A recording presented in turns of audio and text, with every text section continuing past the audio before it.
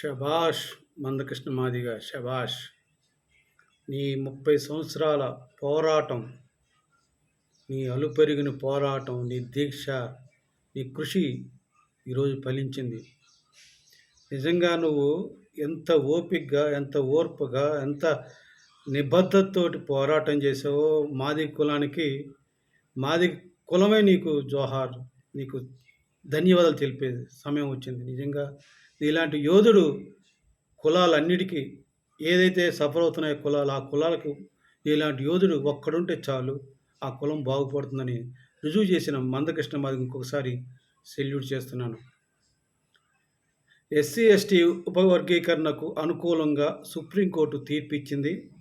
అది మనం హర్షదాయకము, సంతోషమైనది, సంతోషించదగ్గ విషయం కనుక ఈ విషయంలో మనం మందకృష్ణ మాదిగకు, ఎందుకంటే ఆయన 30 సంవత్సరాలుగా పోరాటం చేస్తున్న యోధుడు కనుక ఆయనకి ముఖ్యంగా ముందుగా మనం హర్షదాయకం అని చెప్పి ఆయనకు ధన్యవాదాలు తెలియజేద్దాం. అలాగే ఈ సందర్భంగా మనం కొంతమంది గుర్తు చేసుకోవాలండి. ఎందుకంటే కొంతమంది ఉన్నారు, దుర్మార్గులు ఉన్నారు కొంతమంది. అందులో మొట్టమొదటిది ముద్రగడ రెడ్డి. రే ముద్రగడ పద్మనాభరెడ్డి, ఇదిరా ఉద్యమం అంటే.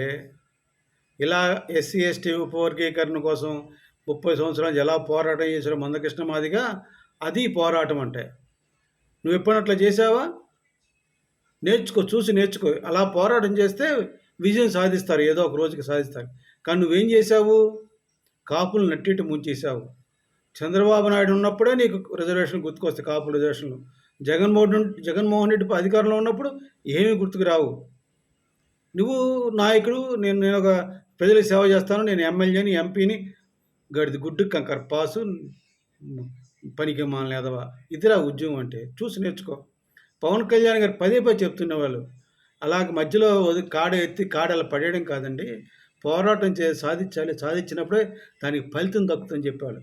ఆ రకంగా మందకృష్ణ మాదిగ పోరాడి సాధించాడు. మొన్న కూడా ప్రధానమంత్రి మోడీ గారు కూడా మందకృష్ణ మాదికి వర్గీకరణకి సపోర్ట్ చేశాడు, పవన్ కళ్యాణ్ సపోర్ట్ చేశాడు, చంద్రబాబు నాయుడు గారికి మొట్టమొదటి నుంచి సపోర్ట్ చేశాడు ఆయన. అందుకనే ఆ హైకోర్టు, సుప్రీంకోర్టు న్యాయమూర్తులు అన్ని విధాలుగా పరిశీలించి మంచి తీర్పు ఇచ్చారు.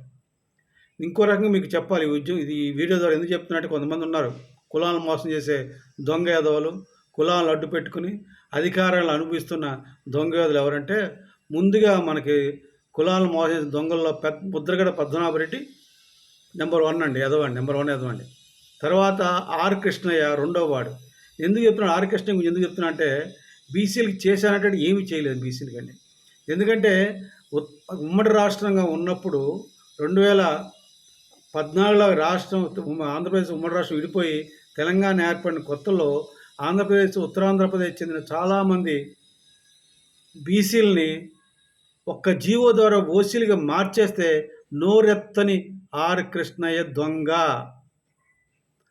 ఏంటి, మన ఉత్తరాంధ్ర చెందిన బీసీలని ఒక్క జీవో ద్వారా కేసీఆర్ తెలంగాణ రాష్ట్రంలో ఎత్తివేసి అందరినీ ఓసీలు చేసేసి 45 లక్షల మంది ఉత్తరాంధ్ర బీసీలని వాళ్ళ నోట్లో మట్టి కొట్టిన కేసీఆర్కి నీ ఒక్క మాట అన్నీ ఆర్ కృష్ణయ్య దొంగ కాదంటారా?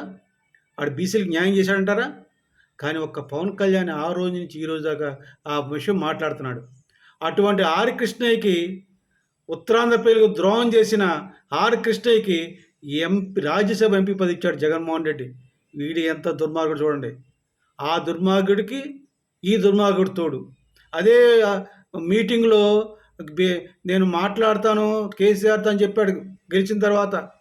ఈ జగన్ రెడ్డి ఏం మాట్లాడలే, కాలక్షేపం చేశాడు. ఎందుకు చెప్తున్నాడంటే, ఉత్తరాంధ్ర ప్రజలను మోసం చేస్తుంది ఎవరంటే బీసీ నాయకుడు చెప్పే ఆర్ కృష్ణ కూడా ఆ వర్గాన్ని చెప్తాడు. అందుకే బీసీలను మోసం చేస్తున్న కృష్ణ అని నేను ఆంధ్రప్రదేశ్ గురించి చెప్తున్నా. కృష్ణ తెలంగాణలో ఏం చేశాడు ఇంక నేను అంత అటువైపు వెళ్ళలేదు. నేను ఒక మన ఆంధ్రప్రదేశ్ చెందిన, ఉత్తరాంధ్రప్రదేశ్ చెందిన ముఖ్యంగా 40 లక్షల బీసీలని ఓసీలకు చేసి మార్చేస్తే నోరు మీద పని కృష్ణయ్యకి రాజ్యసభ మెంబర్ ఇచ్చిన జగన్మోహన్ రెడ్డిని నేను అడుగుతున్నాను. అందుకని వాడు రెండవ వాడిగా కులాన్ని మోసం, బీసీలు మోసం చేసిన దొంగ అని చెప్తున్నాను. ఇక మూడవ వారు జూపూడి ప్రభాకర్ లాంటి వాళ్ళు చాలా ఉన్నారు.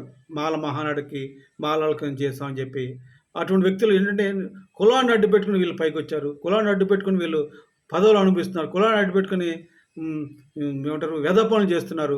ఆ కులానికి ఉపయోగపడట్లేదని చెప్పి నా వేదన, ఆవేదన.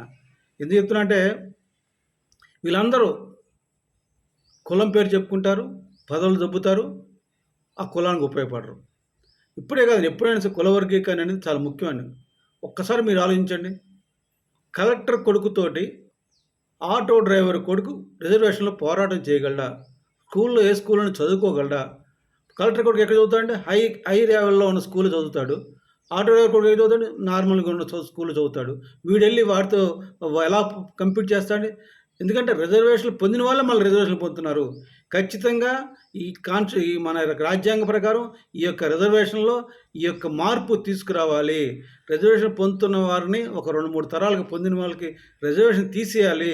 లేదు చెప్పులు కుట్టే వాళ్ళకి, ఆటోలు నడిపే వాళ్ళు కావచ్చు, కూరగాయలు కొట్టు నడిపే వాళ్ళు కావచ్చు, తోపుడు బండ్లు కూరగాయలు అమ్ముకునే వాళ్ళు కావచ్చు, పళ్ళు అమ్ముకునే వాళ్ళు కావచ్చు, ఇటువంటి చాలామంది వెనకబడిన అన్ని కులాల్లో ఉన్నారండి. వాళ్ళకి ఖచ్చితంగా న్యాయం చేయాలి. వాళ్ళకి రిజర్వేషన్ కల్పించాలి. ఆ అణగారిన వర్గాలు, అణగారిన కులాలు అన్ని అణగారిన కులాలంటే అగ్రవర్ణాలు కూడా ఉంటారండి. అందరూ పైకి రావాలంటే, అందరూ సమానంగా ఉంటే వాళ్ళకు కూడా రిజర్వేషన్ కల్పించాలి. ఈ యొక్క రిజర్వేషన్‌లో మార్పు తేవాలని నా కోరిక. ఈ విషయం మీద ఖచ్చితంగా మోడీ గారు, పవన్ కళ్యాణ్ గారు, చంద్రబాబు నాయుడు అడుగులు వేయాలని వేడుకుంటూ, కోరుకుంటూ సెలవు తీసుకున్నాను.